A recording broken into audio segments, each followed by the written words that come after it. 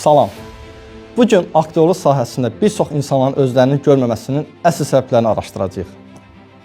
Və o negativ fikirləri nə cür pozitivə çevirmək olar, onu sizlərlə bölüşəcəyik. Cəmaət mənə nə deyər? Ay, yox, mənlik deyil, yox. Cəmaət. Cəmaət həmişə nəsə deyəcək. Amma mən həyatımı onların dediklərinə görə yaşamıram. Ay, yox, mən ciddi almazlar. Yox, ciddi almadılar.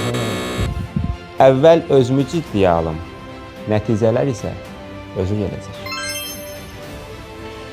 Ay, yox, mən bacarmaram ya. Bacarıq məndə hardandır? Yox, bacarmaram. Qəti.